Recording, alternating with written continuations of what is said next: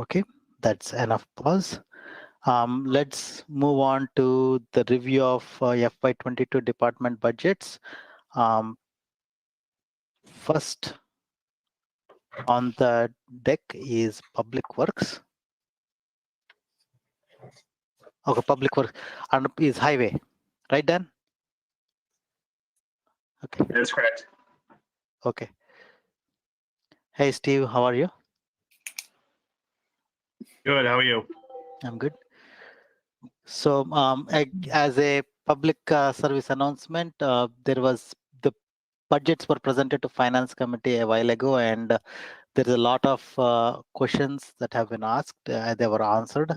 They were distributed as part of this meeting packet. If for anybody who interested in reviewing those, you can. Having said that, take away, Steve. Hi, how you doing? Steve Cronin, Director of Public Works. So first off tonight, I think we'll start with the Public Works budget. Very minor change to the Public Works budget this year. Overall, $269 increase in that budget. Primarily due to some salary increases. As you probably remember, we did adjust this budget at October town meeting after some recent retirements. So we eliminated the office manager position, which actually reduced the the overall number of staff in the 405 budget. So that's why you see a decrease in the office manager position. Expenses overall remained unchanged. And then we had some minor increases, 2% increases in salaries for the director position and the business manager position. So overall 0.11% increase in that budget. Okay. All right. Moving on to the highway department budget, 421. So overall, 3.45% or $73,534 increase in that budget, primarily due to increases in personnel services as a result of collective bargaining and the settlement of contracts with the Westford Public Works Association. We did have some changes in personnel as a result of reclassifying the administrative assistant position as a record supervisor position, once again following the retirement of the Public Works office manager position. So that's the primary change in personnel services. We did slightly increase unscheduled overtime as a result of the way that account's been trending over recent years due to increased storm-related events and things to that effect. Expenses, slight increase in expenses as well, 5.74%, or $34,788. So what we tried to do with the highway budget this year is we've gone through and looked at spending trends over the last 4 or 5 years and tried to accurately fund each one of those line items. We have seen some increases in building maintenance expenses and other building maintenance related expenses like elevator and fire alarm due to some recent repairs that we've had. So there are some minor increases in those line items as well. But once again, we just tried to fund things as we've seen them spent over the last few years. Okay. So the go ahead. I don't know. Will you go through all of them, or we just gonna go through Q&A between each of them? I don't know how that works.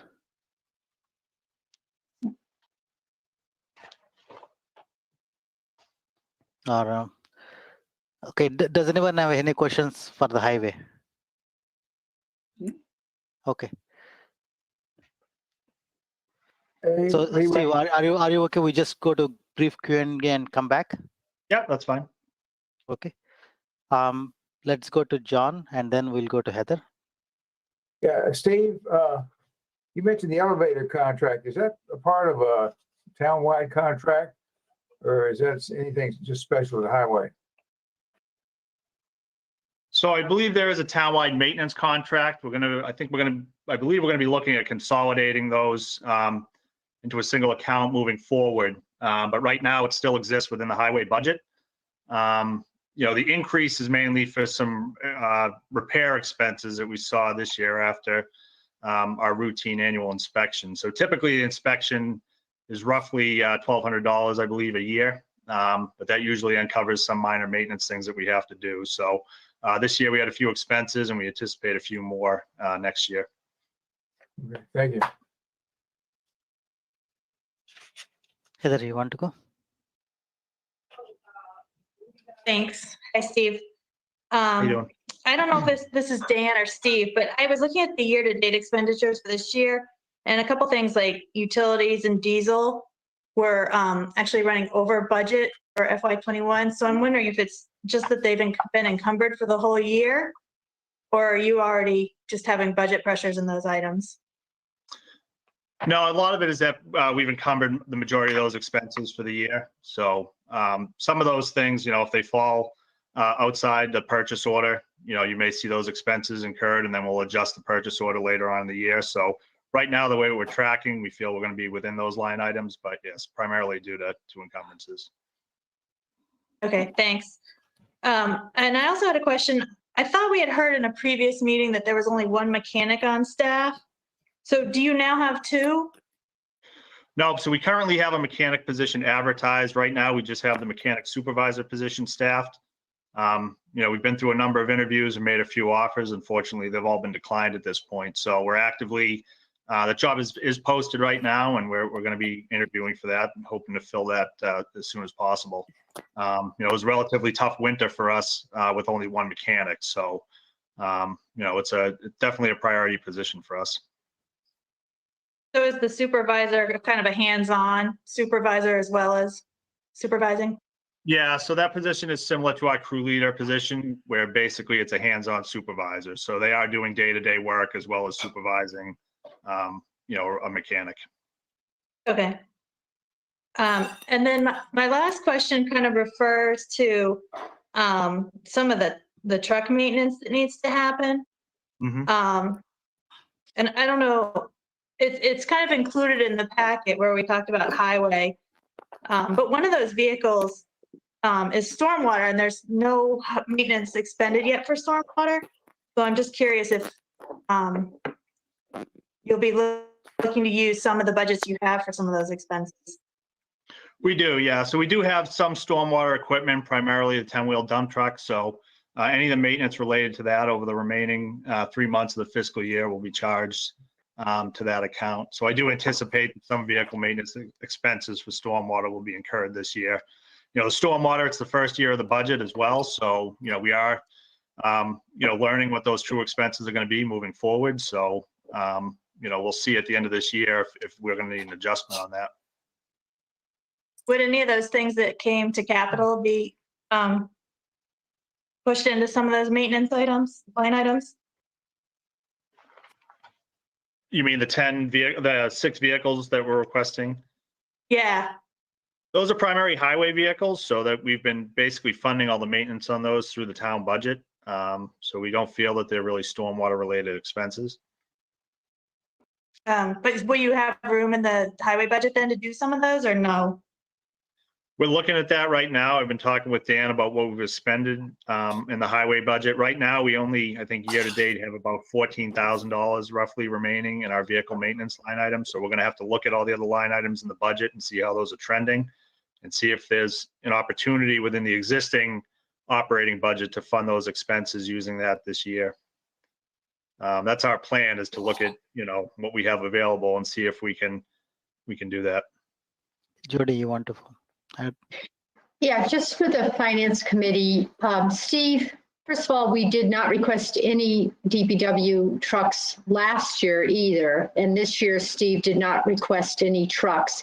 But what he did request of capital was, I believe, $80,000 to refurbish several of our trucks. So we didn't have to buy new ones, but capital told us that they thought it was operational. So, what we're going to be doing is in May, when this board and select board can authorize transfers, we're going to bring a lesser amount to you to hopefully have you approve, so we can get these trucks ready for next year. So we did answer that in the FinCom questions. I'm not sure if all of you had time to read that, but you know, I want him to be given credit that he has not requested any new trucks. He's trying to keep the ones we have going on the road in these tough fiscal times. Tom and Heather. Steve, are you finishing up your first year in the hot seat? Yes, I am. Congratulations. You're doing a great job. Thank you very much. That wasn't my question, though. My question is, we've had a great discussion about being energy efficient, thinking about hybrid vehicles where we can. I'm not sure any vehicles in your fleet are good candidates for that because of what they are and what they do. But maybe I saw there was one SUV, or are there any, I guess it's a question, are there any vehicles in your fleet we should be thinking about over time migrating to something energy efficient when the opportunity arises? Yeah, absolutely. I mean, we're going to be evaluating that over the upcoming year. We do have some administrative vehicles that I think there may be some opportunities to look at, you know, hybrid vehicles or something a little bit more efficient than we've used in the past. You know, the larger equipment and the heavy equipment, that's going to be a challenge. You know, I don't think the industry is quite there yet, but we're hoping moving forward, you know, we do see some movement there and some interest certainly in that type of equipment. So we're hoping that, you know, as the technology catches up to it, there's going to be an opportunity to make some changes there as well. Okay, so next time you're going to replace a supervisor vehicle or something that's sort of an SUV style or less, we'll talk about hybrid as part of that decision. Yep, absolutely. You know, the other thing, like I said, we're going to be evaluating the fleet this year and looking for opportunities to, you know, either reduce the overall fleet or try to find ways that can be a little bit creative and use vehicles more flexibly. You know, as we've got a number of swap loaders in the fleet, which allow us to, you know, it can be used as a dump truck or a plow truck or a sander or a catch basin cleaning truck. So we're trying to look at ways that we can utilize these trucks in a number of different roles moving forward. Thanks. Heather? So, you know, I love hearing that you're going to reduce that fleet because I feel like it's pretty extensive. But I was just hanging on the vehicles a little bit longer. Some of those are fairly new and they have, you know, quite a bit of rust. And I'm just wondering, when I toured the highway facility, there's a really nice power or washing station. Do those not get washed on a regular basis, or how do they end up getting such bad rust so quickly? No, they do get washed on a regular basis. You know, we have, you know, after we're done with our snow and ice operations, they're in there power washing all the trucks and running them through our wash station. But, you know, the salt really does a number on the vehicles, especially when it's their primary function. So, you know, that's where you see the majority of the corrosion. You know, what we're hoping to do, you'll see with the maintenance we're requesting this year, as well as a small increase in the maintenance line item next year, is to try to get to this corrosion sooner rather than later and see if we can extend the life of these vehicles a little bit longer. You know, it's really one of those things where once it starts, you need to attack it as quickly as possible, sandblast it and recoat it. So, you know, our hope is that we can be a little bit more proactive, and we're looking at other ways to try to extend the life of these of the trucks as well, including, you know, maybe some routine undercoating or something to that effect. But it's primarily the salt that's really doing it. Okay.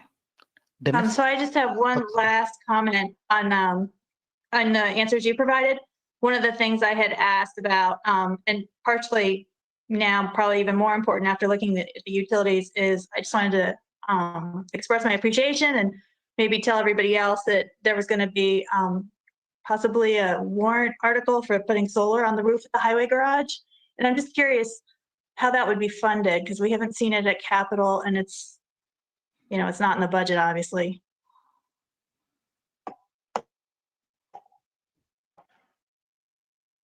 Dan, I'm going to speak to that. Yeah, Dan. Yeah, so right before Eric left for his parental leave, we had a meeting with this company called Select, which had spoken with the town manager's office on a proposal to put solar on top of the Miller School and the highway garage. And we had our first meeting probably, you know, 2-3 weeks ago, just to, see what they're all about. So basically they came up with a proposal and a way to fund putting solar on top of the roof, which would then produce savings on our electricity rate, and they would pay for the actual construction costs and whatnot. There's quite a few hurdles for this to come to fruition. Our lawyers are currently looking at the contracts that they have to make sure that they're favorable. We're learning the process as we go at this point. We're working with bond counsel to see if it would impact the tax exempt status of the bond. So all this is coming together fairly quickly at this point. I know they met with the Energy Committee on Monday night, so I do have to follow up with them to see what transpired during that meeting. So, I mean, this is, a learning process for us at the moment as well. So hopefully we'll be back with more information, and, if all these moving parts work together, hopefully we can bring this forward to the select board to see if they want to entertain those warrant articles at this time, or if we need to delay them because we just need more time. Dennis?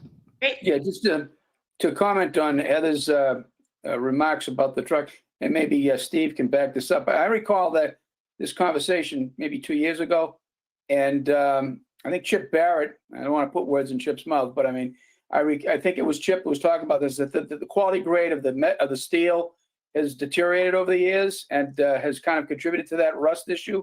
Is that your what you've seen as well, Steve, or what?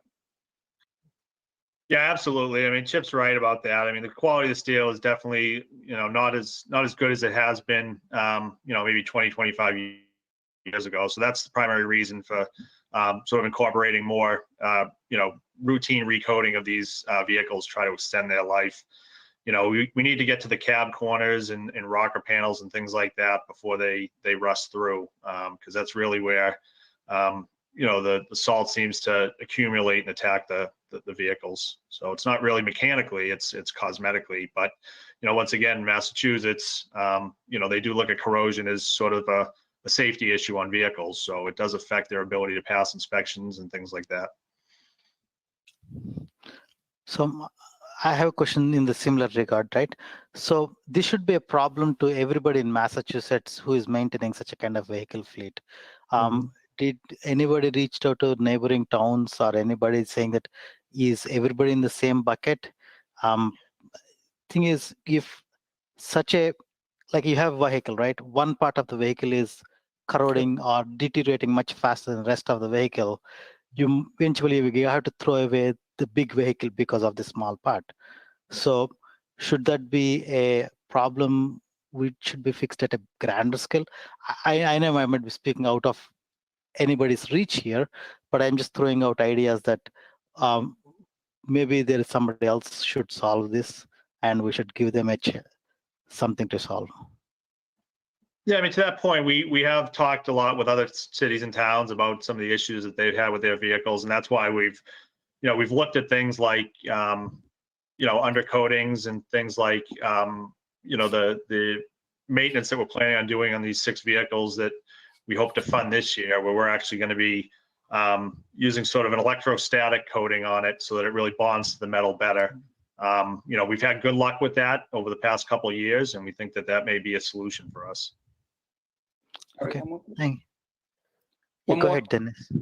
Yeah, just another point to make on the hybrid vehicles. The Commonwealth of Massachusetts began bringing in hybrid vehicles back in 2005, 2006, and they basically brought them in to basically, as Steve said, the administrative functions. Now, when you're going to move hybrids into heavy-duty vehicle use, like the police or the highway department, it's very important to get agreements up front with the dealers that they're going to be able to turn around repairs on those vehicles when they come, because the parts are going to be unique. It's going to be difficult to get parts sometimes, and you don't want to invest in 3 cruisers and wind up having them all sitting in the backyard, or even a couple of critical highway vehicles sitting in the backyard because nobody's available to service them. So that's just a point I want to make out to those who are working on those contracts. I think it's something that you should keep in mind. Okay. Okay, Christina. Thanks. Yes, I just wanted to comment about what Dennis just said, and I'm not sure that that's true anymore, Dennis. I think hybrids have been around for a while, so I don't think we're really going to see the issues with parts being difficult to find. But it's good to keep in mind. Just keep an eye on it, that's all I'm saying. Okay. Heather?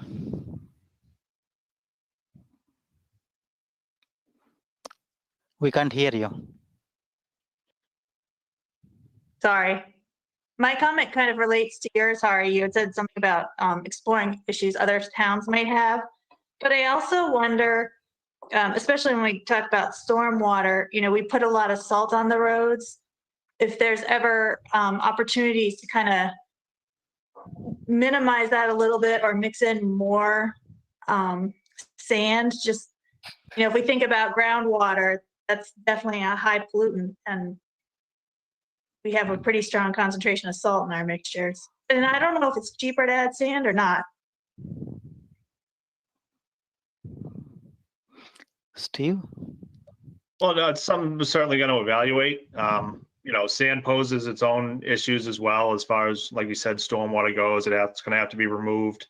You know, it can end up in waterways as well. So yeah, I mean, we're going to look at, you know, a number of different ways that we can do things, and certainly see if there's any other opportunities to reduce the use of salt. You know, we know it's a stormwater pollutant. You know, we know that it's something that that EPA is going to be focusing on. So you know, we're going to be focusing on it as well and see what we can do. But you know, people in Westford also have become accustomed to a certain level of service on their roads. So it's going to be a balance there to try to make sure we maintain that level of service, you know, while we're looking for opportunities to do things a little bit differently. So I have a follow-up question, nothing related to finance, but obviously we put salt and sand on the road every winter. Salt washes away. Sand has to go onto the side of the road or into the culverts, right, onto the drainage. So does the sand accumulation is a problem in these drainage pipes, or do we clean them, or it's not a problem? Because eventually the sand has to go somewhere, right? Right. No, it's definitely a problem, but that's you know, that's a function of the stormwater department, is to basically you know, through catch basin cleaning and street sweeping, we pick that up every year. But there is a cost to dispose of that as well. So it's not something that can be, you know, reused on the roads. It has to be taken away and treated and disposed of. So you know, so the more that we put down, obviously, the more that we're going to have to pick up. So, you know, there'll be an added expense there if we try to go with more sand versus salt. So, you know, as I was saying, it's certainly going to be a balance to try to figure out what that right mixture is. Does that mixture are there any standards or guidelines for that mixture, or you go by the experience of the person who is doing that?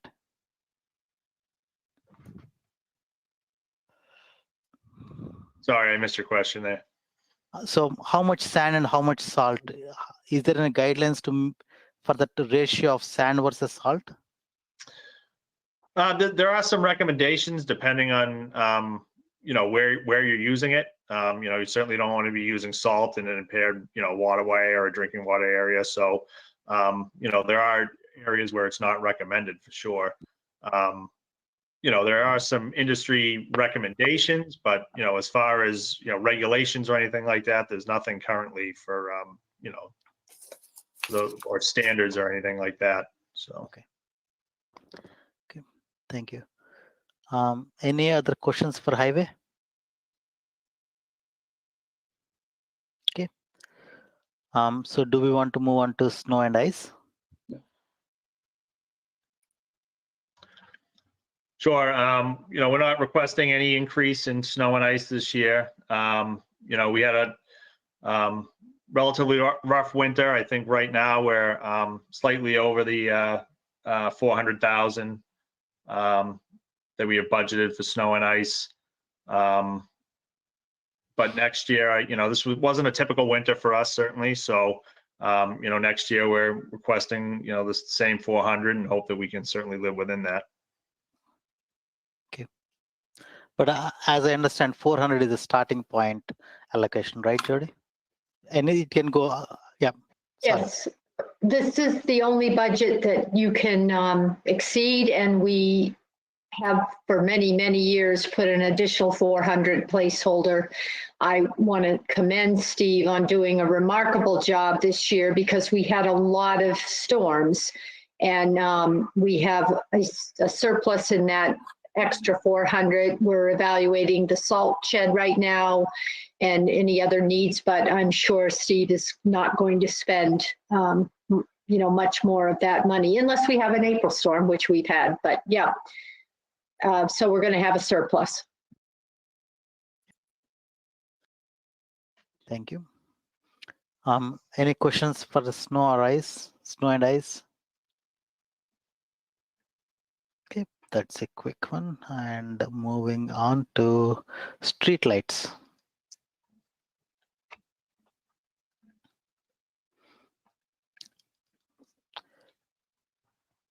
Anything to discuss over there? I have none. So I have a couple of questions. I don't know if they're random ones, right? Are all our street lights LED or halogen, or they're no old style lights anymore, right? No, I believe everything's been switched over at this point to the energy efficient LEDs. Okay. I think we may have some, some on town properties that still need to be done, a handful or so, but all the street lights themselves and lights and subdivisions have all been done at this point, I believe. Okay. If there are no other discussion items on the street light, we can move to recycling. 432 recycling.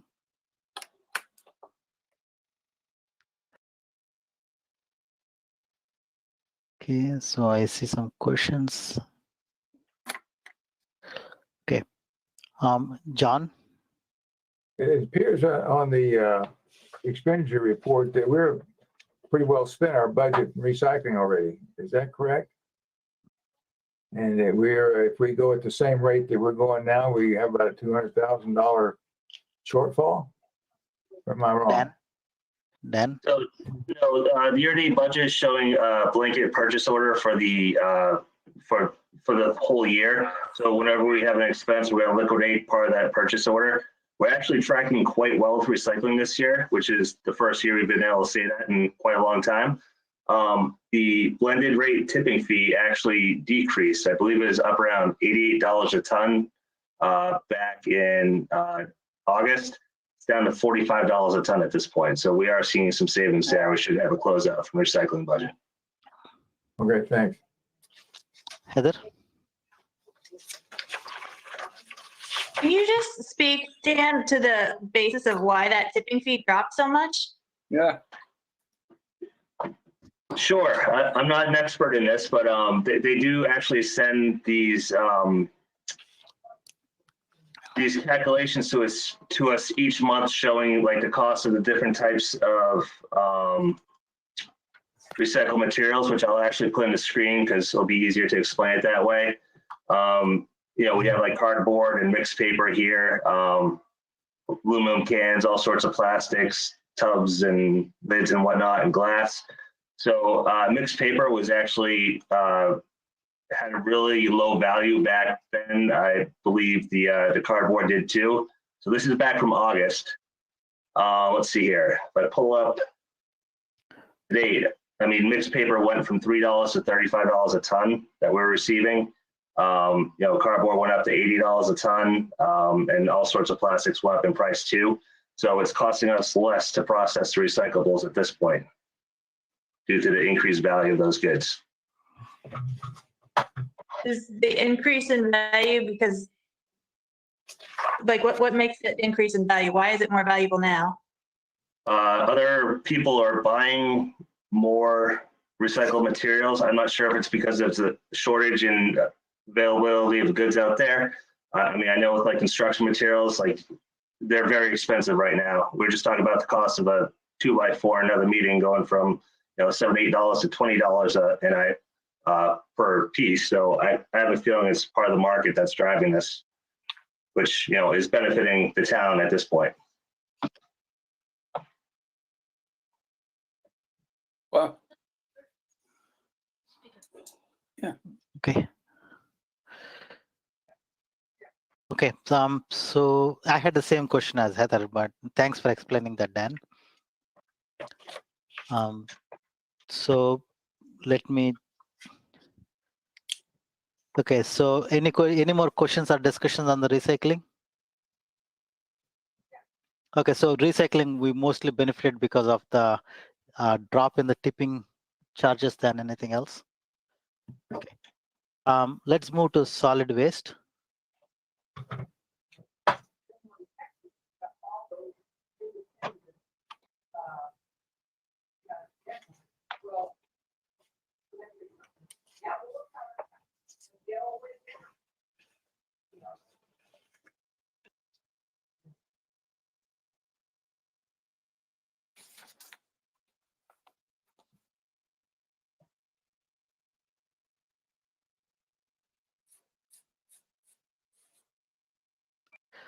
Sorry about that.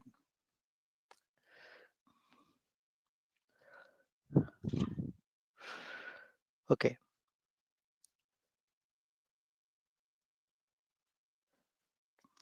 All right. Just, Yeah, go ahead. can I give a quick Sorry, update? No problem. So solid waste, we are running a bit high as it pertains to tonnage. I think a lot of people have been working from home, throwing more out, and our overall tonnage has increased.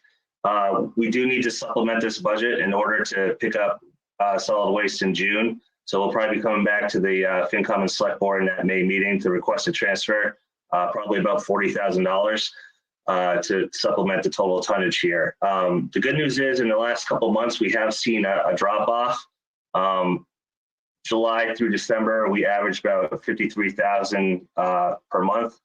In January, it went down to 46,000, and in February, it's 38,000. So we're hoping that trend continues, but we still need to supplement this in order to make it through the year. Any questions? So, Dan, what used to be last year value? Column G last year value? Sorry, what was that, Harry?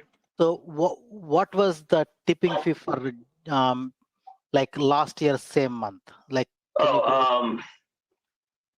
See, last year, I mean, we had 7,900 tons. The tipping fee was $73 compared to $74.48 this year.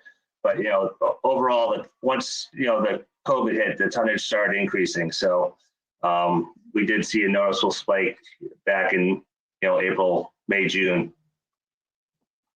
I see that. And I believe the reduction from 2010 to 2014 is more because of solid waste becoming to recycling, or just a Yes. that just random guess. Yeah, our recycling did increase during that time period that the solid waste was decreasing. Okay. Okay. Anita? I just have a question about whether or not you could even make predictions sort of throughout the year. So if people start cleaning out, again, when spring cleaning kind of starts up, is that something we would be able to potentially predict, or we don't really look at that? We could look at trends from previous years and just see how they did, but this year's been very non-predictable. I was just thinking, I know I'm getting like this spring cleaning bug, right? So I just wonder, however, like people are starting to get ready for like yard sales and stuff. Like, I just wonder if we should expect like an increase and if that would impact the 40,000 at all. Yeah, the Recycling Commission has actually kept great records over the years on their the amount that they spent per month. So we can look at those trends and sort of apply them to, April, May, and June and try to get a better picture of what we'll actually need for the end of the year.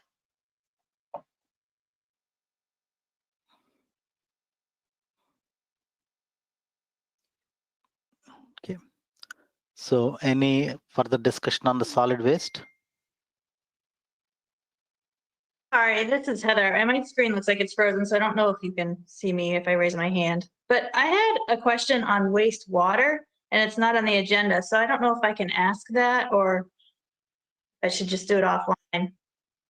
Is it related to solid? Okay, it's wastewater. Yeah, it's like the septics from the schools. Mhm. We reviewed it, but we asked questions on it, I think, but it didn't make it to the agenda.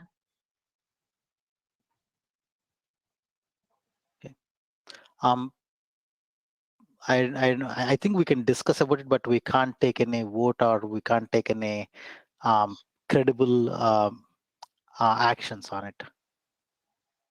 Okay, so whenever I can ask those, if you want me to do it before enterprise or after. Okay. I think we could bring that along with the water enterprise, right? Okay. Sure, opposite extreme, but yeah. So can we wrap solid waste and move to water enterprise? Okay. So that's a typo. I think it's water enterprise. Okay. So who's So yeah, gonna start? water enterprise, overall, we're gonna see a 0.24% decrease in that budget for fiscal 22. Slight decrease in expenses, very minor increase in personnel services, but all in all, pretty much flat for next year. We didn't see a huge impact in our revenues as a result of the current pandemic. We did see a slight increase in outstanding receivables, which is a little bit of a surprise to us, but not something that's really going to have an impact on the budget next year. We did see about a 20% decrease in commercial usage this year, but it was offset by a 20% increase in residential usage. So we were able to meet our revenue projections for fiscal 21. So we're in good shape for 22. We got some good news today on rates moving forward. Looks like the current rates that we have are going to be adequate through fiscal year 2025.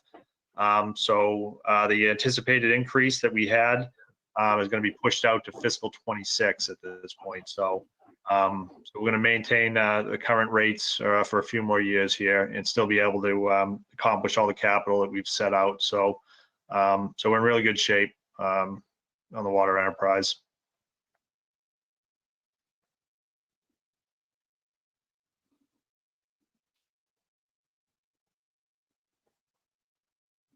Okay. Dennis?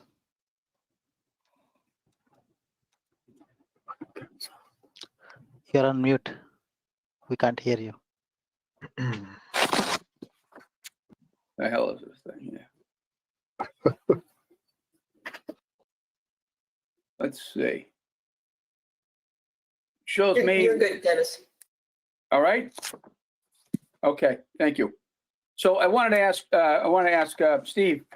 I remember we had a conversation a few years ago with regards to water usage and fees on the water usage that the state was going to impose, and there was some concern about that affecting the revenue stream for the water department. Are you familiar with that issue, Steve? Yeah, so there were some changes to the Water Management Act permitting process, which was going to reduce permitted withdrawals basically throughout the state, including Westford. So, our current permit expired at the end of 2018, but because of a backlog in permit renewals in other basins, they basically extended it indefinitely. So our permit renewal is actually on file with DEP, but we have yet to receive our draft permit. So at this point, we really don't know, what the impact is going to be quite yet. We have some projections. They've given us an idea on what our withdrawal limit will be, and we'll certainly we'll be able to live with that within that withdrawal probably through at least 2030 at this point. So you know, in terms of projected revenues, I think we're in pretty good shape. You know, we are going to have to look at, you know, future projections and see if there is going to be a need for additional sources. We anticipate that there will be, or at least to expand on the current sources that we have. You know, but based on the growth that we've had, it'll probably offset, you know, the decrease in non-essential water usage that we'll have to impose on our customers. But that being said, we should be in pretty good shape revenue-wise moving forward. So is it fair to say that threat sort of went off the charts for a while, or is that what it is? Well, you know, we anticipated seeing our draft permit in 2020, but as I said, there's just been such a backlog in new permits that they've basically pushed it out indefinitely. We haven't heard anything back at all from DEP on our submitted application. No additional requests for information. So, you know, we're really waiting on them, and then we'll determine how we react at that point. But, you know, based on the information we've provided, you know, as I said, I feel like we're in pretty good shape. You know, one of the things working to our benefit is that we did establish a stormwater enterprise. So that will go a long way if we have to mitigate any reduction in our withdrawals. You know, they want to see a gallon for gallon mitigation. And I think, you know, through some of these stormwater capital projects that we have planned, we'll be able to show, you know, pretty significant mitigation and be able to offset any decrease or increase rather that we request. Okay, thank you.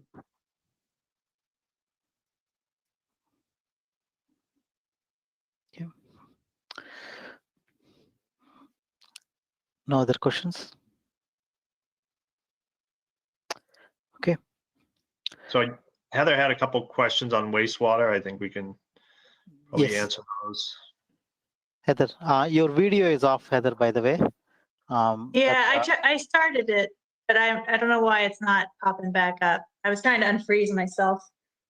So my questions on wastewater, when I looked at the year-to-dates, it looked like, you know, some of the stuff was over, and particularly sludge pumping. And I'm just curious, with half the kids in school, I kind of expected you to have some favorability. And so I was wondering if the whoever your contractor is, if, you know, how that was working. So a lot of the, you know, you'll see there's some encumbrances there. Those are basically contracted, you know, all the contracted services are part of our contract operations. You know, sludge pumping, you know, we did have some, you know, we do some pumping throughout the year that's incorporated into the contract. You know, we budget those line items, you know, based on what we expect to get in the contract. So you'll see that, you know, even though we're over on sludge pumping, we're under in other areas. So it offsets, you know, what that you know, increase is. It's hard for us to project exactly what we're going to get back for bid prices when we go out to bid on contract operations. So, you know, we try to adjust them accordingly. But, you know, as you'll see, we're under in other areas like contracted services, which offset the increase or the overage that we see on sludge pumping. So, you know, we typically figure that we're going to pump, you know, at least once per year per school. And when we try to estimate what that cost is, you know, we reach out to various contractors and see the per gallon price, and then we budget based on that. But, you know, depending on what the bid prices come in at, it could be slightly higher than that. Okay, I just, like I said, it surprised me just because we're using half or creating half the sludge, I would guess. Anyway, and also I noticed there weren't any charges against the design work for the wastewater at WA. So I'm wondering, is that in progress so that you'll be ready for summer? Yep, it is in progress. We actually just bid that project this week, or advertised rather that project this week. So that's actually out on the street. All the bid documents have been created. So I believe we were just invoiced for the majority of that work. So you'll see that expense relatively soon. But our hope is that we're going to have bids in hand prior to town meeting in June. That way we'll be sure that, you know, what our request is at town meeting, we'll be able to fund that project this summer. My last question, I don't know if anyone can answer, maybe Dan. A lot of this wastewater relates to the schools and it's a utility. So I'm wondering if that would be calculated in other districts in the per pupil cost as a utility, whereas ours is kind of listed as a town expense. Yeah, this was originally under the school's management. However, we moved it to under Public Works quite a few years ago. We do charge back the schools during what's called the 1 in 19 schedule that we do each fall. So, we do allocate any expenses related to the wastewater plants for the schools back to that school calculation. So when they submit their data to the state, they're on equal ground with the rest of the schools. Okay, thanks.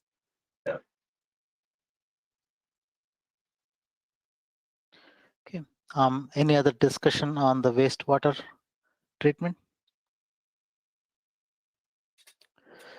Okay, so we will go to the last one under Public Works, that is Stormwater Enterprise.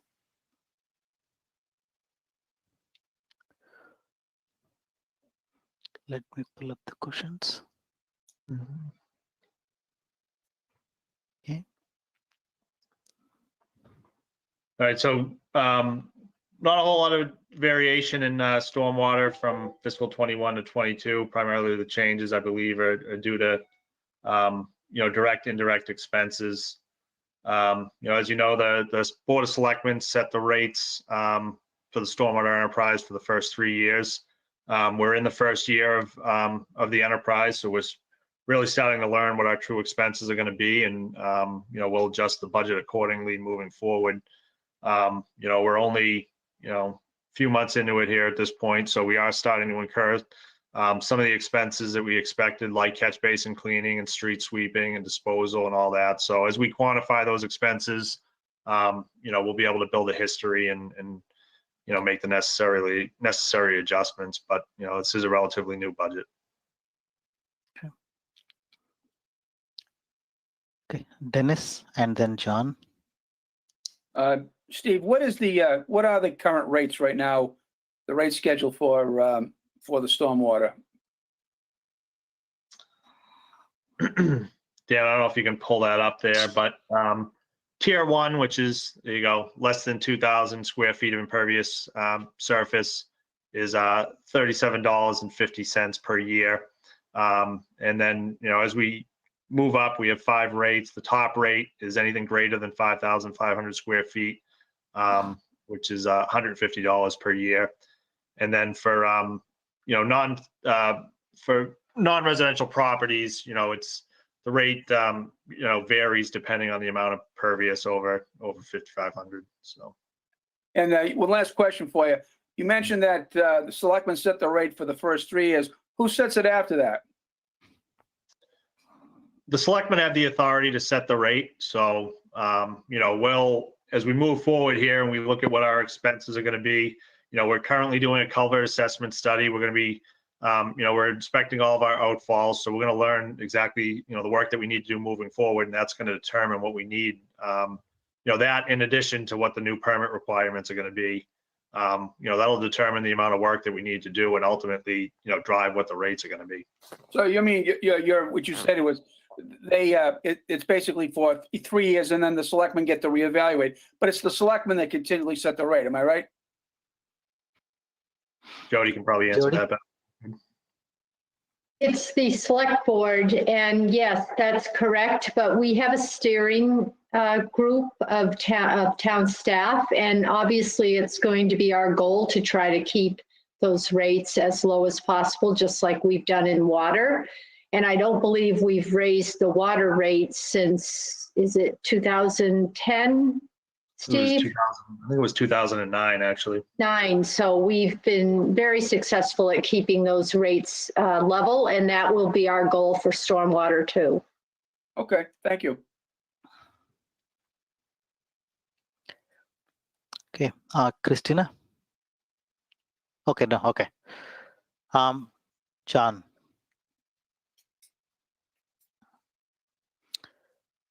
We can't hear you, I think, if you're...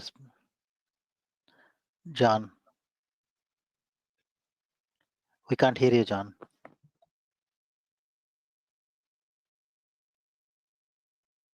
Okay, now I'm unmuted. I was muted by an organizer, whichever one that is. I have a question for Steve. We've been using quite a bit of consulting services for stormwater.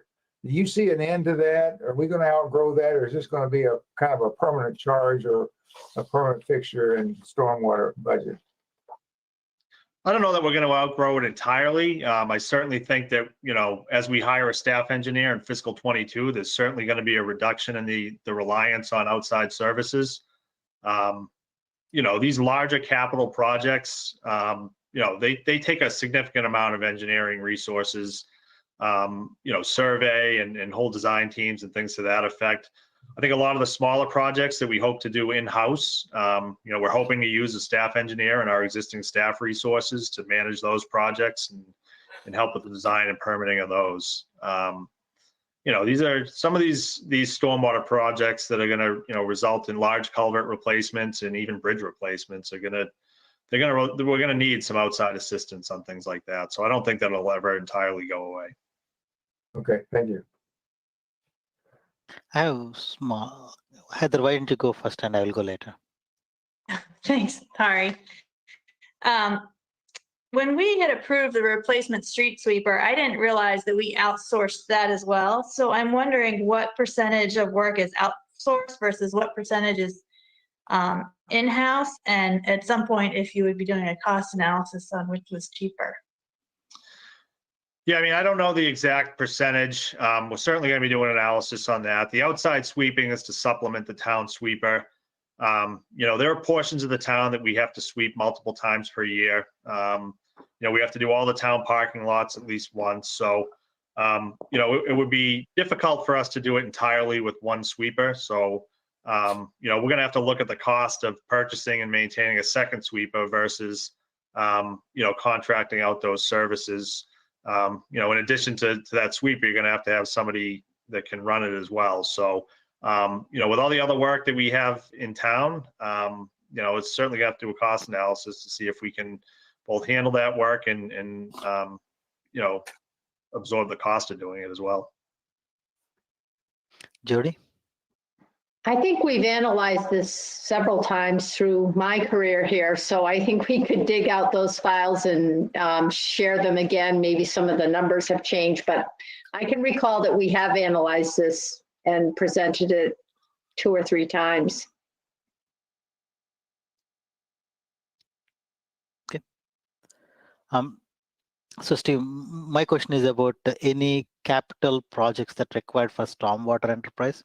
Would they be funded through capital planning but charged back to stormwater, or does anybody know how those capital projects get funded and accounted? Dan? So just like the other enterprises, we want to use the enterprise retained earnings to actually fund any projects. We can also issue bonds on behalf of the enterprise if they're larger items. One caveat is the first year of the enterprise, they do not have any retained earnings. So what we have to do is there's a vehicle purchase for stormwater that's on the capital plan. We actually have to have a separate capital item in the FY22 section of the warrant to raise and appropriate those funds to pay for the truck for next fiscal year. This will probably be the only year we have to do that. Okay. Any other discussion around stormwater enterprise? Christina? Yeah, I just had a question. Steve, I know as part of the whole stormwater enterprise deal, we're going to be educating residents on what they should be using on their lawn or shouldn't be using, all that kind of stuff. Can you talk about what the town does on its fields and grass areas? I mean, that may be a question that's probably more suited for Parks and Recs and Okay. Yeah, but I do know, they are part of the, our stormwater protection plan training. We do have multiple trainings a year on stormwater. We're working with them on, the types of fertilizers and things that they use and what applications they use where, to make sure that, they're meeting our stormwater requirements. We just had, trainings this week with both the school department, the highway department, and the water department on stormwater pollution prevention plans. So, we're enacting all those things, and there'll definitely be some outreach moving forward to make sure that they're meeting all the same requirements that businesses and residents are required to meet. So they're not exempt from them. Thank you. Heather? I just wanted to quickly follow up on Jody's comment. Could we get that analysis sent out that has been done in the past? Because I don't think I've ever seen it since I've been on FinCom, and I'd be interested.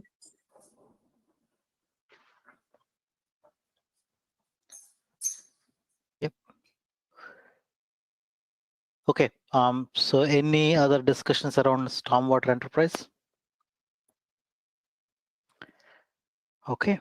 So if no other discussions, we can conclude the hearing of Public Works departments and move on to Culture and Recreation. Thanks a lot, Thank you, Steve. thank you, Steve. Thanks, Steve. You've been very patient today. Okay. So are we getting Jim? Actually, library is next, and Ellen Okay, Ellen. Okay. is right there. Hey, Ellen, welcome. Hi, how are you doing? Good evening. Good. Okay, so library. So the library budget has a modest 1% increase. It really constitutes level services. We did pull out Sunday services this year in FY21, and they again are taken out in FY22. Even though we're only open 16 Sundays, it's our most expensive day. And given the curbside delivery that we're offering right now, it's one of the hardest days to staff. The other critical piece of this budget is it remains $5 above the municipal appropriation requirement mark.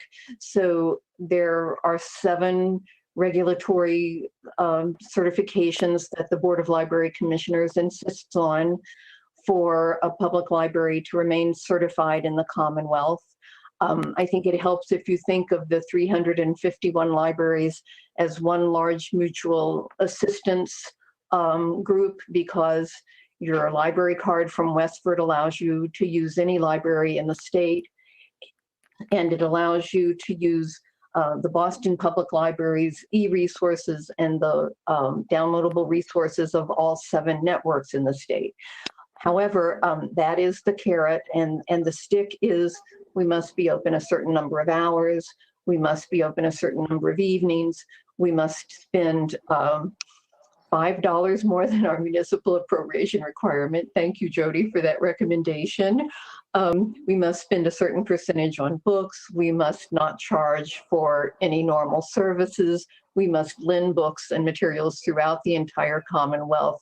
We must have a library director of a certain status, which in our case is having a master's in library science. So we are just staying above the necessary regulations with this budget, but we are managing what we're doing now, which at the moment we're offering 58 hours of service per week. 46 of those are curbside. Curbside and all of our downloadable materials has been the safe way for us to provide service to the Westford public, as well as our very popular browse tent outdoors. At this point, we've circulated at 3/4 of the way through the year over 225,000 materials. However, we've made 20,000 deliveries down the back stairs, and at 50 steps per delivery, the staff has clocked about 907 miles moving things out the back door, or they have almost walked to Pittsburgh. So it's been a very physical year. Curbside pickup has required 8 times the transactions as a person walking up to the desk with a book that they've chosen. but it's been a rewarding year. We're doing a booming service in downloadable and e-content. That, as a percentage of circulation, has gone up almost 100%. That means we're saving on supplies. That means we are definitely offering something that is completely safe to the public. At this point, we're planning a largely outdoor summer reading program for adults, children, and teens and tweens. We're tickled that vaccines are being tested on children. What's very hard for us to predict to you is what our service will look like. It completely will have to do with vaccination levels, childhood and teen vaccination levels.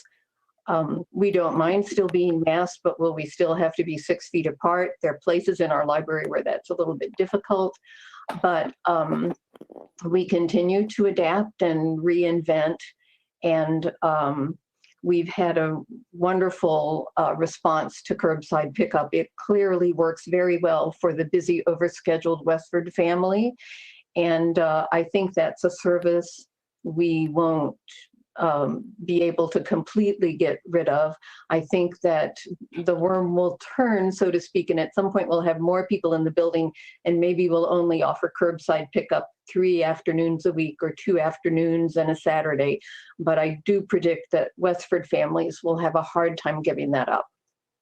Bags, that's what we spent $12,000 on from the CARES Act. I'm only exaggerating a little bit, but 20,000 curbside deliveries down the back hall was more than 20,000 bags. So we had to meet the sector-specific governor's regulatory language for how we phased in services and how we handled our space. So, you know, if you're wondering about our CARES Act, it's floor decals, plexiglass sneeze guards, wall-mounted sanitizer dispensers, hand-free sanitizer. And I can't say enough for how effective and efficient the town was in centralizing this huge mass of PPE needs that we all needed. So that was definitely a wonderful success. So we're looking forward to a future where we slowly begin to have more time with the public in the building. But, you know, 1 week ago, I would have said to you, they haven't done any vaccine testing in children. Within this last week, that was done.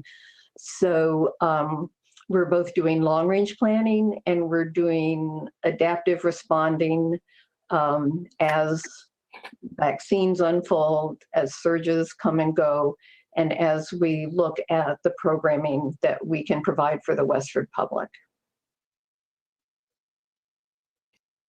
Thank you very much for the summary. It really gives us a lot to look what's going on behind the screens at the library.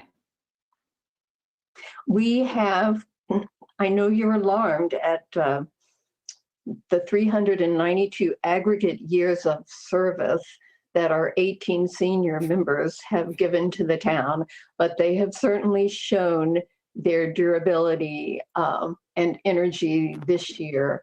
And ironically, you know, our long-term staff felt safest coming back, and it was parents, you know, with children who have been most challenged by the pandemic and what it has done to schooling and childcare. So we can be grateful for that. So, any questions for Ellen?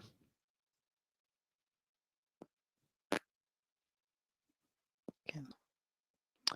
None? Okay. Okay, thank you very much. Thank you. Okay.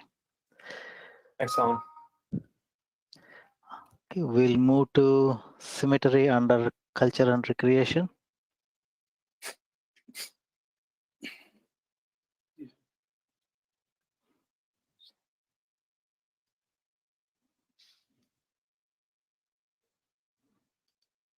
Jim's, there he is. There you go. Hey, Jim, welcome. Good evening. Thank you. How are you tonight? We're all wonderful and waiting Please to no hear from Bruins scores. If any of you are watching the game, I have it being recorded and I'm going to go watch it when we're done. Well, we're all busy trying to solve world problems here. So at your direction, Mr. Chair, I can give you a brief synopsis of the cemetery budget, and then I'm happy to take any questions. I think that suits well if you set the stage up by giving some introduction. Sure. Thank you for the opportunity tonight. Again, Jim Duane. I'm the Director of Parks, Rec, and Cemetery for Westford. And as you look at the cemetery budget this year, it's pretty uneventful. Very much a flat budget with regards to funding. Most of the increase that you see, which is pretty minimal, relates to personal services and collectively bargained union contracts. There are some slight fluctuations in a few of the expense lines, but nothing major. And most of that fluctuation is just geared at matching the historical spending patterns for those line items. Other than that, I think most of you are aware that we are planning to come to town meeting with a request for construction funding this year.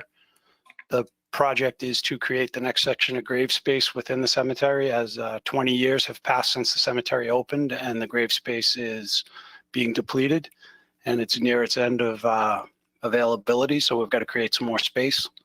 And that project is going out to bid over the course of the next couple of weeks so that we will have a real construction number to bring back to town meeting in terms of an ask for funding. But other than that, Mr. Chairman and board members, there's really not a lot changing in the cemetery budget this year. Okay. That's good. Thank you. Any questions from any of the FinCom members or select board? So I have a question, Jim. Sure. Is cemetery technically an enterprise or it just largely funded by the town? Because I believe you do get some fees, right? We do collect fees. It is not an enterprise fund. It's a fund that there's a general fund appropriation for overall cemetery operations. And then the revenue that the cemetery receives through a couple of different streams is either captured in a perpetual care trust fund that is not expendable, but it's set up to make investments and bear interest. And that interest can be used to help offset expenses associated with the cemetery, as long as it's in compliance with Mass General Law requirements. And then there's another stream of revenue that comes in based on post-grave sale operations. So we receive revenues for the sale of the graves, and then when those graves get used, there's associated fees. Those fees come typically in the form of a grave opening fee or a monument permit fee. And those fees are deposited into the general fund on a rolling basis throughout the fiscal year. Thank you. Okay. So if no other questions for cemetery, we can move. Okay, Heather. What is the And Jeff. perpetual care invested in? Because I mean, I can't imagine you're making much interest at all. That would be a question that's probably better directed to Christine Collins and the finance people. But I know that they're invested according to some guidelines for the state, and they're invested in low risk typically and bear, they bear interest, but minimal interest, and it is subject to market fluctuation, but typically not a lot of exposure in terms of the types of investments that that funding is put into. Dan, I don't want to. Yeah, I mean, they're typically safe investments to protect the principal balance. So, I mean, typically not stocks and bonds or things like that. It's usually fixed income securities and bonds and things like that. I think I saw in the answers that you have 34,000, so it must have been accumulating for quite a long time. Are there plans to use that money anytime soon? So that money does accumulate on a rolling basis. And since I've come on as a cemetery director, you know, the first year that I got here, I was very tight with regards to the budget until I really understood how things worked. And that was in 2019. And then in 2020, we're dealing with COVID and spending freezes. So that money has been sitting there and accumulating, and it is available to help offset things related to cemetery improvements. There's no plan right now to spend that money in terms of an actual expenditure plan dollar for dollar, but I can tell you there are a number of priorities that the Cemetery Commission is discussing. And I think that those funds are probably a good source of at least seed money to leverage some additional funding that may be needed, or for smaller expenses to be able to actually make purchases and not impact the overall town's budget in terms of raise and appropriate. Jody, So you would want you to add put something? any towards the, Sorry, Heather, go ahead. Go ahead. oh, sorry, would you put any of that money towards the expansion, or are you just saving it for that list that the commission has come up with? So I think that the money in the perpetual care account is really there to handle, you know, things that come up unexpectedly. I do know that the commission had a pretty extensive conversation related to the financial strategy for the upcoming project, and they did commit a significant portion of the money in the sale of lots account to offset that project. But I don't think that their plan was to contribute the money from the perpetual care interest account, seeing as how it really, I mean, in terms of the grand scheme of things, it's not a lot of money, but it will serve a purpose if something unexpected comes along.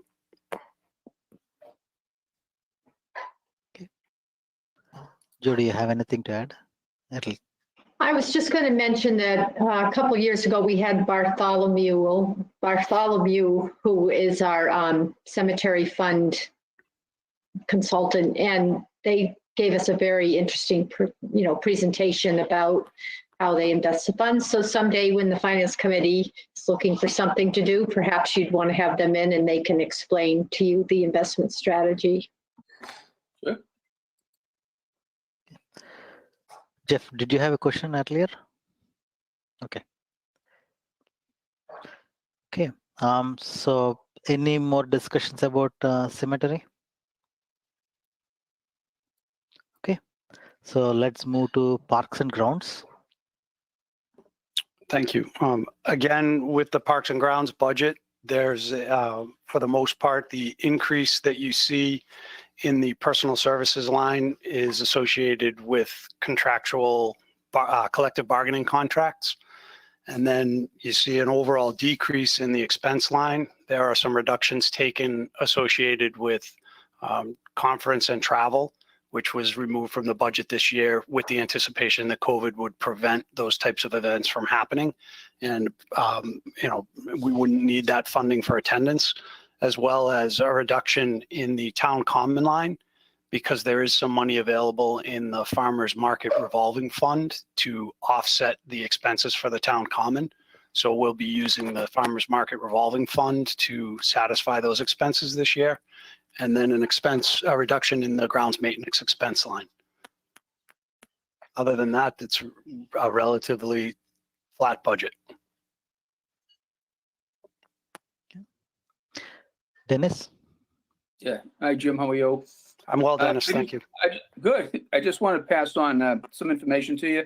Over the years, I've been watching our town beaches are growing a little bit more. More people seem to be using them.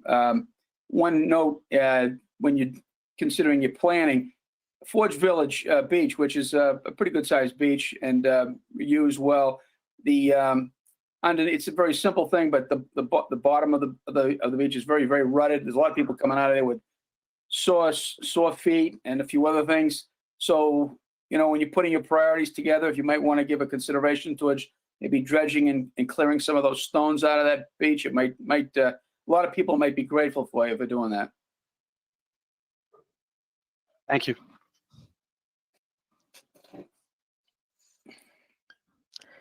Any other topics of discussion, Levi? Hi, Jim. I have some question about the trails. So the trails in specific, Bruce Freeman Trail is under maintenance And I'm curious what kind of expense will be covered by town of Westford. And I'm also curious about, what might be covered by other town, is it every town just cover their own section? And just like to hear some clarification.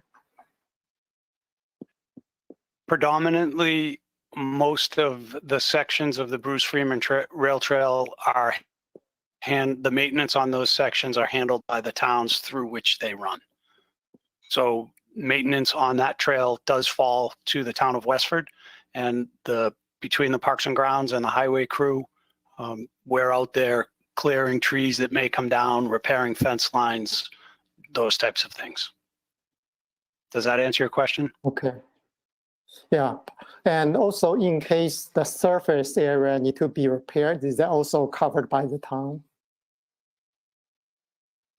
That's a good question, and I don't know the specifics of the details related to the agreement with the state. Jody's looks like she may want to say something. Yeah, Chelmsford is doing their section now, which had a lot more root damage than Westford, and they're able to do that through grants. So when we're ready to do it, hopefully we'll be able to secure grants and not have to pay for it through our own capital. Okay, thank you, Judy.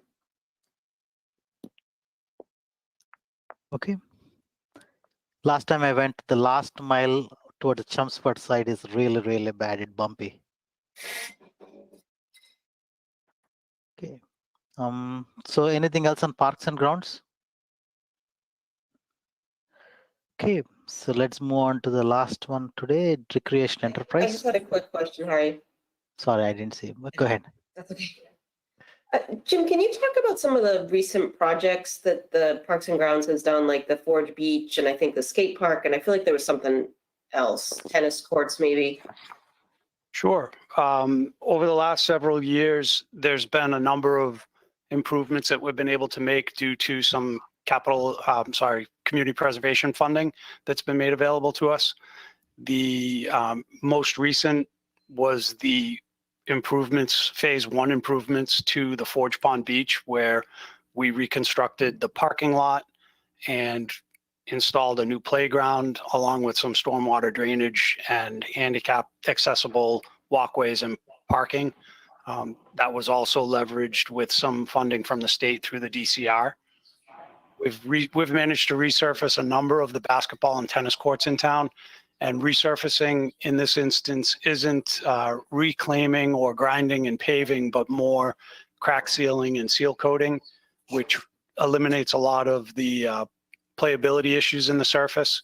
And if you manage to maintain that, you can get several more years of productive life out of those courts. We've resurfaced, I think, 3 or 4 tennis courts and converted them to multi-use tennis and pickleball. And we've resurfaced, I think, 3 locations of basketball courts as well. Okay. And there are a few other things that we've done related to fence lines and tree work that has been much needed. Does that answer your question, Christina? I think so. Is the skate park finished? No, so the skate park, I'm sorry, you mentioned the skate park. No, the skate park is money that we got from the Community Preservation Committee. And as of right now, we're in the process of placing an order for skate park equipment. But I'm working with Steve and engineering to see if we might be able to thread the needle and possibly use some mitigation asphalt to resurface the asphalt portion of that with something more significant than just crack sealing and seal coating, so that when we install the new equipment, it'll be a longer anticipated life. So if there might be a little bit of a delay to installing the equipment so that we can have an improved project outcome. Okay, thanks. Heather? Sorry, I was just waving goodbye to somebody. I wasn't flagging you down. Okay. Okay. Okay. So move on to Recreation Enterprise. So Recreation Enterprise, this year, as everyone is aware, COVID has had a pretty significant impact on group gatherings and social dynamics. and there's been an associated impact to the recreation enterprise and the overall town budget.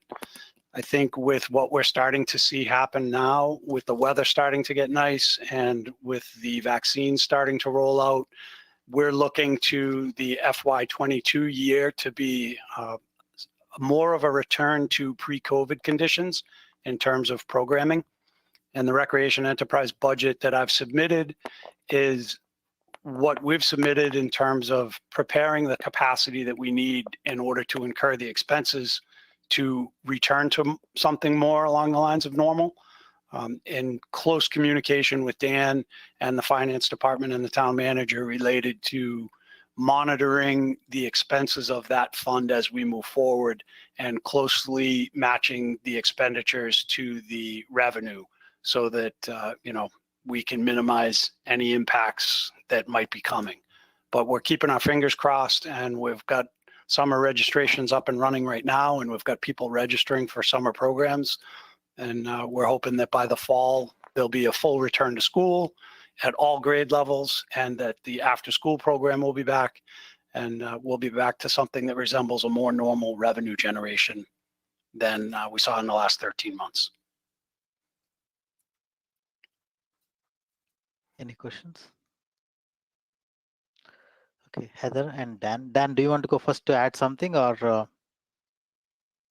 ahead, there you go first. I'll follow up at the end. Okay. In one of the answers to the questions, there was 475 from the trust. What is that? Can you just speak to that? Dan, if you want to. Absolutely. So, COVID really was an issue for the recreation department. Essentially, from last March in 2020 on through the end of the fiscal year, we collected no revenue for that time period. So the budget that we passed was based on, up and running full programs for the year. So there is an associated gap with that program that the DOR needed us to apply one-time funds in order to basically set the tax rate. So in December, I believe, the select board voted to appropriate the $475,000 to close that gap so we could set our tax rate. So that was sort of what I was leading into for next year. The DOR, they like to see the revenue in the previous fiscal year and then set the revenue amount based on the previous year's revenue, or you can have an analysis that you can do to kind of justify the revenue projections. In this case, we've only brought in about like 140,000 in revenue this year, where our budget for next year is going to be about 1.1 million or so that we need to have in revenue to run our programs. So basically what needs to happen is we need to, once we pass the budget town meeting, we have to come back and basically reanalyze the budget, make sure our programs are up and running. We have to do an analysis that we can submit to the DOR so that they can actually approve the revenue budget. And, there might be a gap between what we can show that we're going to take in for the year and the actual budget, where we may have to make adjustments to the recreation enterprise budget, or perhaps apply one-time funds to fund that gap. So, but once we're up and going full-time again, we shouldn't have any issues going forward. It's just restarting that program. It's going to take some work.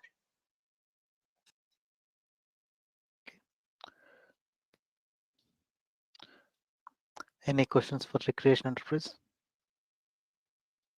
Jody?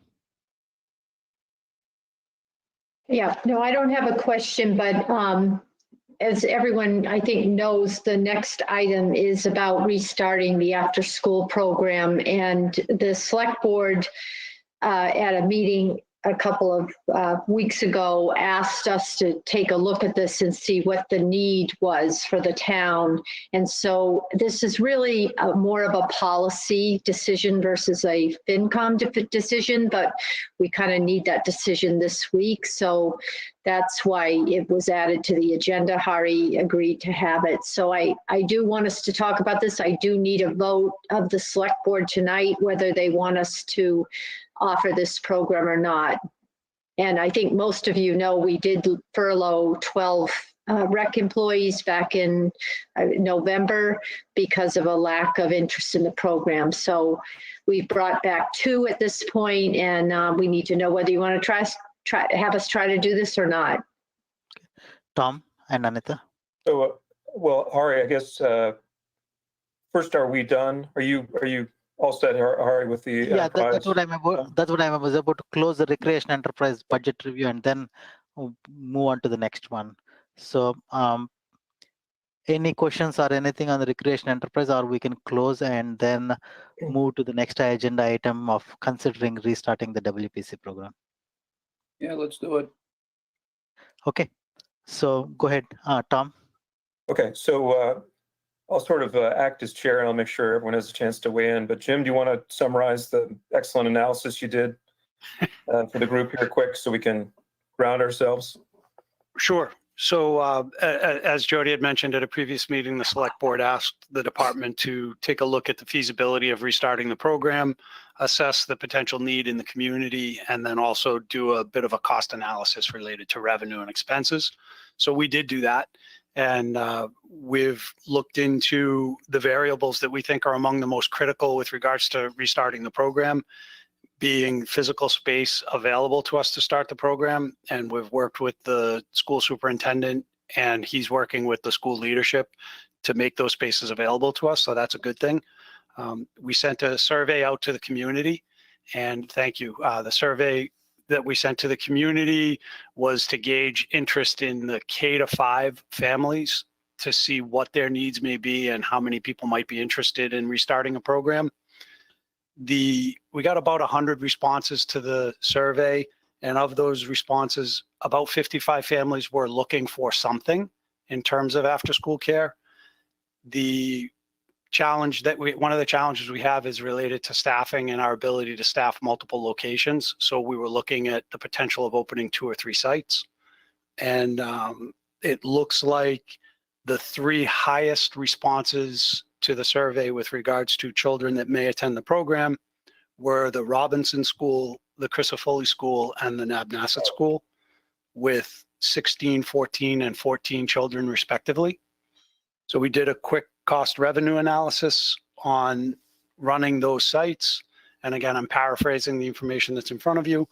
But if we were to open 2 program sites, we anticipate if we use the survey responses and we actually apply a revenue scheme for the a revenue projection for the actual registrations that those respondents said they would take, which is not 3 hours a day, 5 days a week, every week of the year.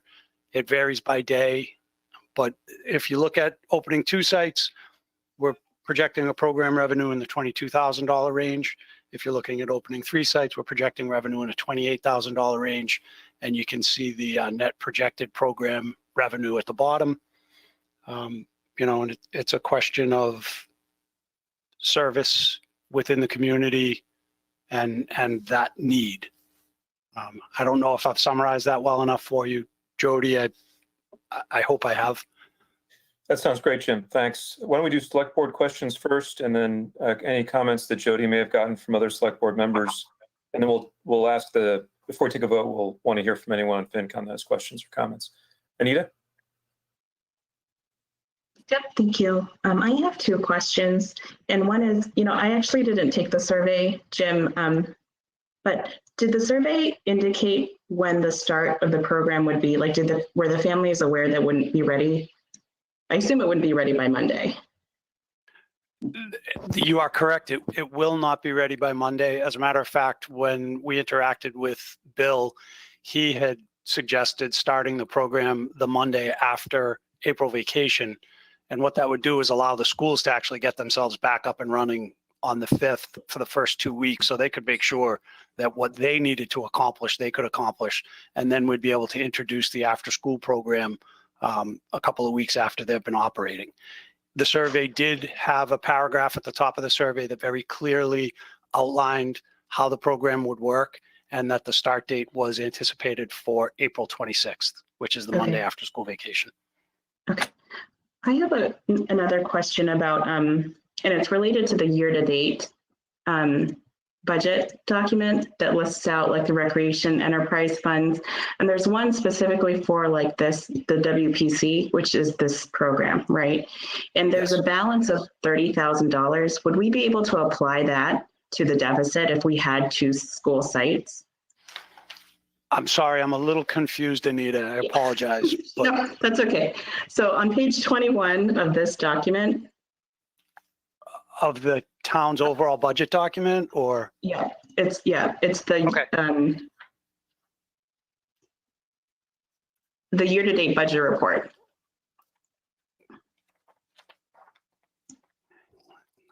Okay, I don't know if I have the same one that you have in front of you, but Okay, Go ahead. if I could share my, I don't know if I can share my screen, but it's in our meeting packet. okay.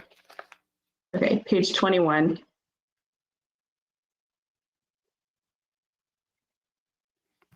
Yeah, so there's WPC 538400. I don't know how many lines down that is under recreation enterprise Okay. expense. Oh, 53, the object number. Yep, okay, go ahead. Yep. So there's an available budget of 30,000. Would we be able to apply that to the deficit if we had 2 school sites? Or is that not how it works? Dan, Yeah, I don't want to. I think you're on mute, Dan. Sorry about that. So this is the operating budget. You know, whatever we don't spend from here closes out. So we also have a revenue budget where, you know, we take in the funds as well. So basically we're projecting to about break even at this point. So, you know, if we open the program and we had 20,000 come in revenue, but we expended 30,000 staffing costs, it would, you know, push us further apart from that breaking even standpoint. So this is really only for expenses at this point. We do have capacity to run the program. The budget's not an issue with, as you know, as far as that goes, because, you know, we haven't been spending much at this year. So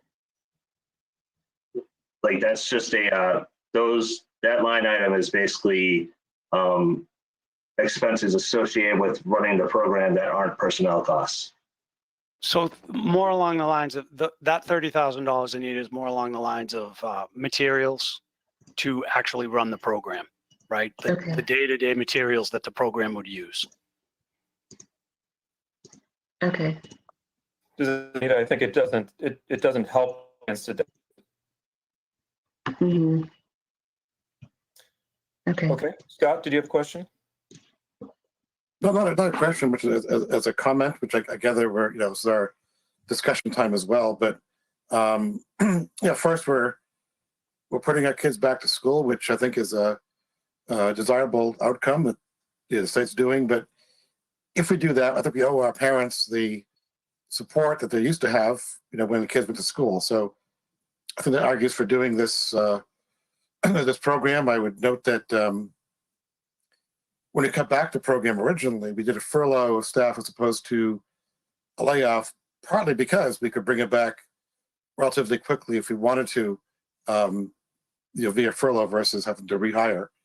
And certainly, I think that if you look at the other responses to the survey, there's an issue of transport, because we can't, I don't believe, use the town school buses to move from school to school.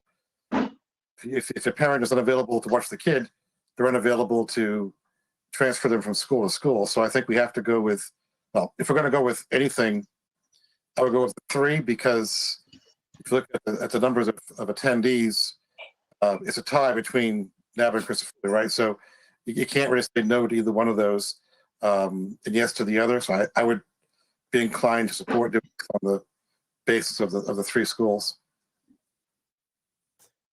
Jim, I had a couple of questions. One was, what is the staffing level assumption? Because at each of the 3 potential sites, you're going to have many fewer kids than you typically would. I'm wondering what the staffing assumption is behind the expense you've got at each site. Sure. So the staffing structure would be, we've got our staff, our union staff, right? So we're recalling our union staff. They're the staff that we know is available. We know they're trained, we know they're experienced, and we'd be staffing each site with 3 staff members. And when you think about staffing a site and you think about some of the issues that go along with that in terms of safety and monitoring the children, if you're going to open a site, you need a minimum of 2 staff members, because you don't ever want to only have one person overseeing the children. If there was ever an issue for either the staff member or a child, and you needed to take that staff member or the child away, if you only had one staff member there, then you've got a problem. So if you open a site, you need at least 2 staff. And then in the current COVID environment, we've got some requirements on us related to the ability to actually segregate students from the group if they come down sick, or segregate staff members if they come down sick. And they have to be able to go to a completely separate room and be monitored. So the 3rd staff member is the additional capacity necessary to make sure that if there were any any student safety or staff safety issues that arose, we'd be able to satisfy the ability to separate and monitor accordingly. Okay, so it sounds like it's required by good practice. Yes. So I think Robinson and Christofouli are like half a mile apart. And so for any parent or people that are wondering, I know you sort of state that we can't do transportation, or transportation can't be provided, or imply it. Can I just ask that out loud? So there's no transportation with a waiver or any other way we could contemplate consolidating to one site, at least those 2 buildings? Well, so the challenge, if you consolidate those 2 buildings to one site, you still have ratios that you need to maintain with regards to the staff members, right? So there's a certain number of children per staff member that you can have.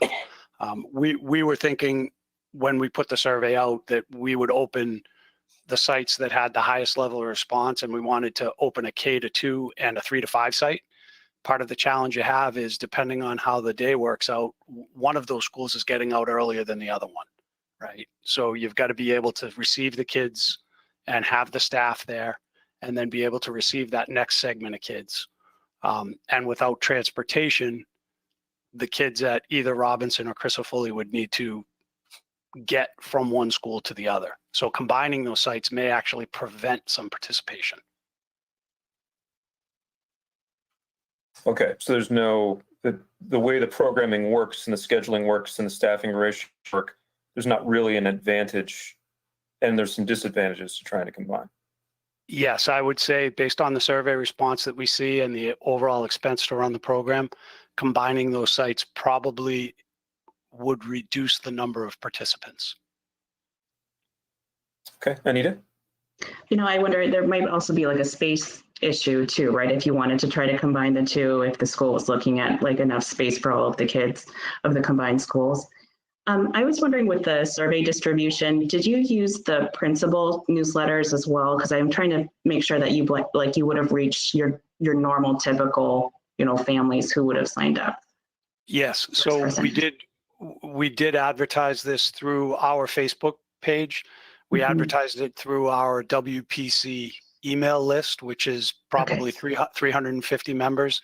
We distributed it to the K-5 principals with Bill's okay to have them help us reach the broadest possible audience in the K-5 age range, as well as posted a link on the town's homepage, and then had other groups reshare the information so that we could, extend the reach as much as possible. Jody, I know that you asked other select board members that weren't able to make it tonight if they had input. Did you receive anything? I just spoke with Andrea, and she does support offering this program to our parents, but I did not speak with Mark. Okay, thanks. Hari, are there any questions from the Finance Committee, questions or comments? Okay, so yeah, Christina? Yeah, Jim, can you tell me, is there a minimum number of students that you need to run a particular site? Like, let's say you open this up, what happens then? It's a good question. And I think that once we run a registration and open the site, I think we need to be prepared to be committed to providing the service. And I think it would be very difficult for a lot of parents if we were to run a registration and set them up with the expectation that this program was going to run, and then have to change it based on a lack of participation. The survey we put out gives us a pretty good indicator of what we can anticipate, and we'd remain optimistic that we may even get some additional participation once people realize the program's running. Because in the past, it has been a very successful program. It's been well received in the community, and people enjoy having it. It'll be a little bit different this year, for the next several months, but we would hope that the fall would be a return to normal. And I just have one other question. So in either case, this is going to lose money. So where does that deficit fall? Is the recreation enterprise ever able to cover it, or are you going to have to come and ask for a transfer of some sort? It's going to depend on how the overall finances for the year work. But again, I'll defer to Dan because he's got a much better perspective on the overall budget and how this piece plays into it. Yeah, Dan? so, the recreation enterprise has about 81,000 left in retained earnings. The DOR requires us to, if there is an operating loss, that we use those first.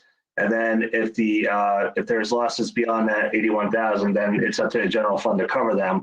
So when we're balancing our budget in October, that's when we can, apply funds or adjust revenue sources and whatnot to actually fund that gap. Okay, thanks. Dennis? Yeah, Jim, can you just give an idea of what types of services and activities these programs offer? The service is, it runs 5 days a week, beginning with school dismissal, and runs through 5:45, 6 p.m. at night for pickup. The service is broken into multiple blocks per day, 3 equal time blocks. So parents have some flexibility related to how they sign up, whether they want to sign up for 1 day, all 3 blocks, or they want to sign up for 5 days a week for 2 blocks. Some of the activities that we run, we focus this as an after-school enrichment program. So there's a strong connection to curriculum. There's a component of homework time and supervised study time that our staff provides. And then there's also some additional activities that the staff will create in terms of a curriculum. It might be something to do with sciences or something to do with computer design, computer programming, those types of things. And then there's always the ever popular get outside and burn off some energy after a full day in school, where we do some outside activities as well. Thank you. So I have a question, Jim. Probably you can use this to tell a little bit more about the program. When my kids went to this WPC, wildly successful, very happy with that. But my observation is the environment in WPC is a little bit unorganized with an intent for kids to interact than schools. In a COVID environment, how does it work when kids want to play with the same toys, or they want to do the same activity, or they want to play with each other? How does it work? So it's going to be similar to the way we ran summer programming last year up at East Boston camps, and we ran it when really there was a lot of guidance out there and there was very little understanding as to how those things may work. We opened the summer program. We have very experienced staff that was very creative with how they allowed the children to interact. Compliance with mask requirements is absolutely a must.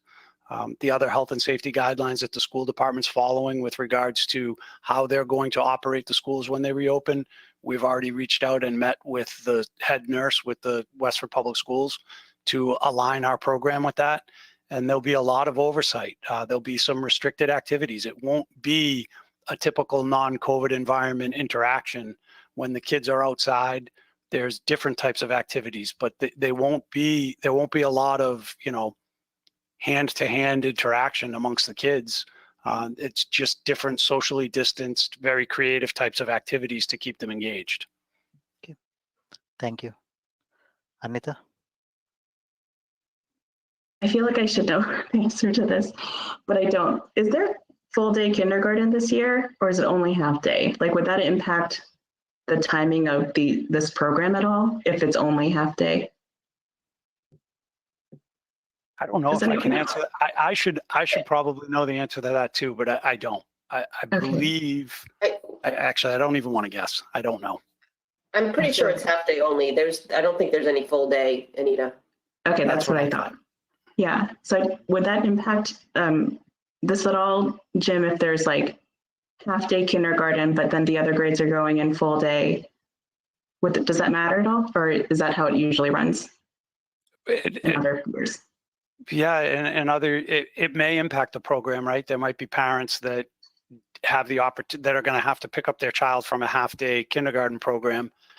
But at least now we're providing them with another option that starts at the end of the school day where they could bring their child back and have their child attend the program. But there are so many variables that could impact the registration. I think the survey that we ran really gives us a pretty solid foundation to build on with regards to making the decision. Any other questions or comments before we move to a vote? I have a comment, and I'm frozen, so I can't wave my hand, if you don't mind. Okay, go ahead, Heather. Go ahead, Heather. And after Jake. As a parent, the kids go back on Monday, and if I were working and needing arrangements, I wouldn't be waiting out 2 weeks to figure out a solution for my children. And also, I'm wondering if anyone has reached out to see if the Roden Bush and Kids League are full, because I know at least Kids League is busing from all the elementaries to that location.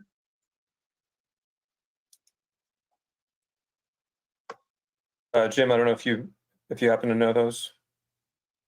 I don't. I know that we're right upstairs from Roden Bush, and I know that Roden Bush has kids in their program. In terms of their capacity and what they're able to do and how they're doing with their registrations, I don't have that answer. And again, with Kids League, I know, going back to last fall, and again, I don't have the details on Kids League's operation and where their funding comes from, but I know that they ran a different style program than we tried to run in the fall. They've been running a full day program.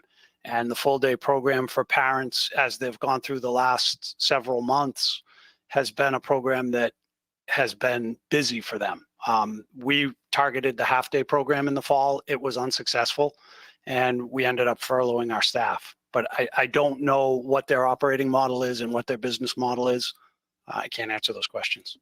If they have room in their program, I guess that's what I'm looking for, because if I step back and we're talking 45 kids on this list here, and I assume 250 kids per elementary school, you're talking 3% of the kids that need to make arrangements. And it kind of floors me that we would take this loss on for that.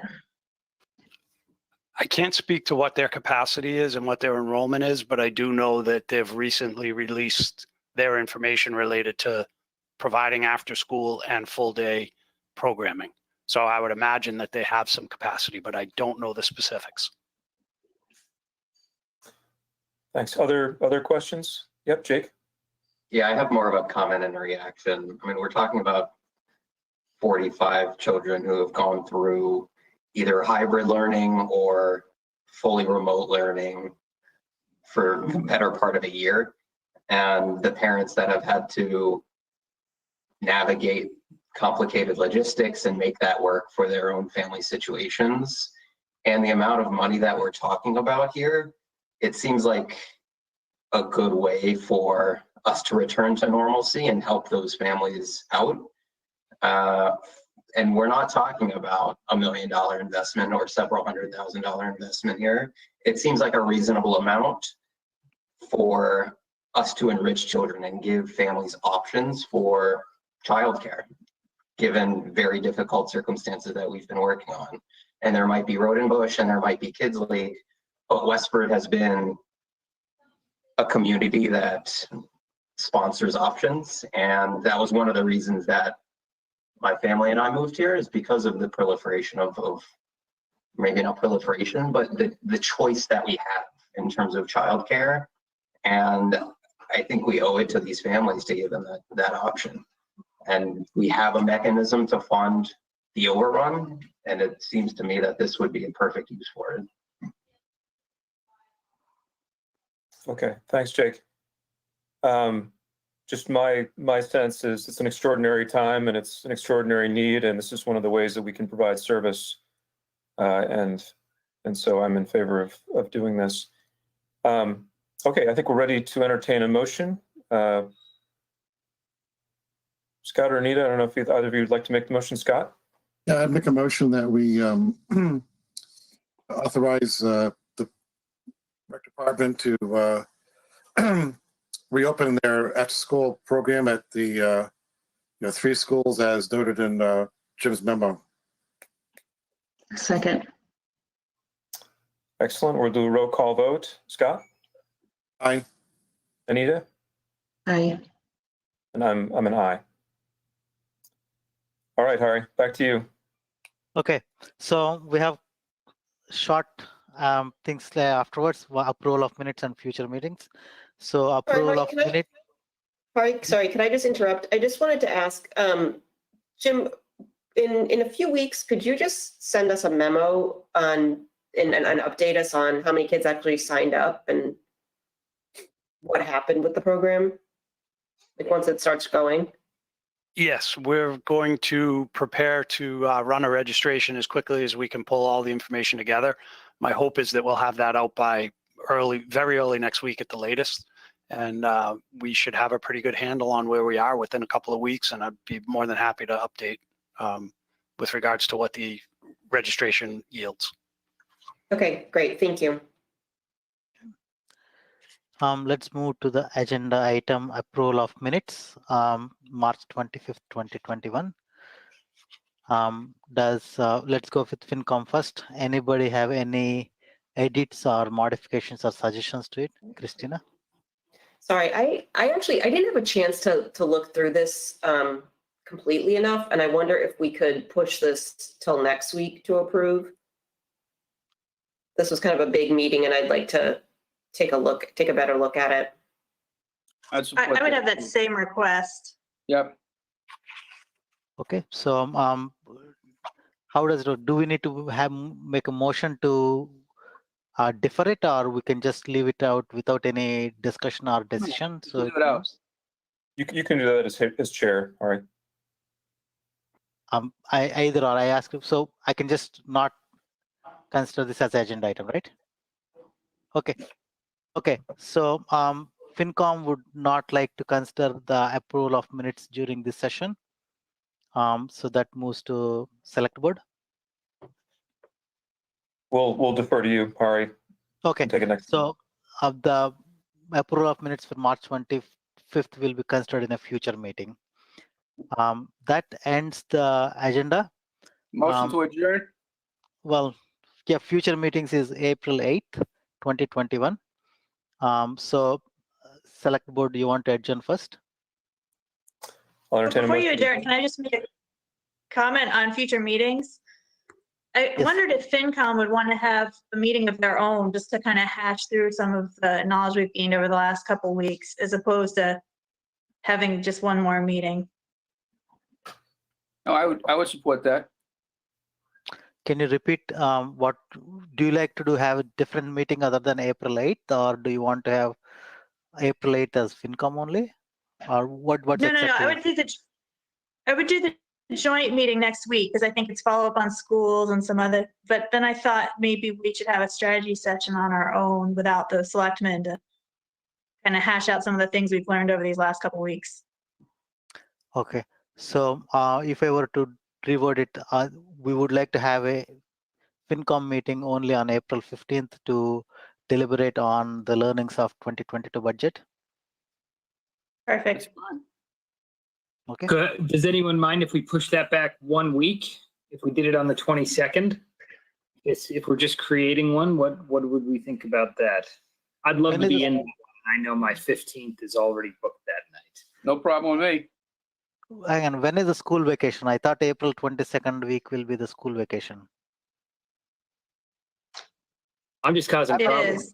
I'm not going anywhere, but I just want to make sure that everybody eats palatable.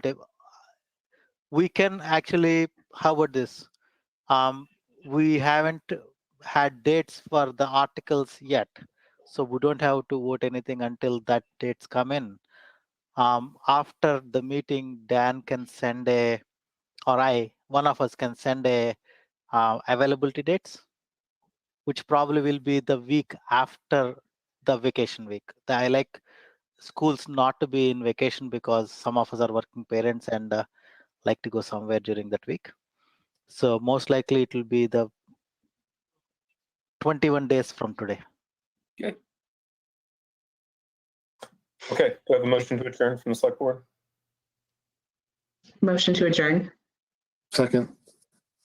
All those in favor, Anita? Aye. Scott? Aye. Aye. Thank you all.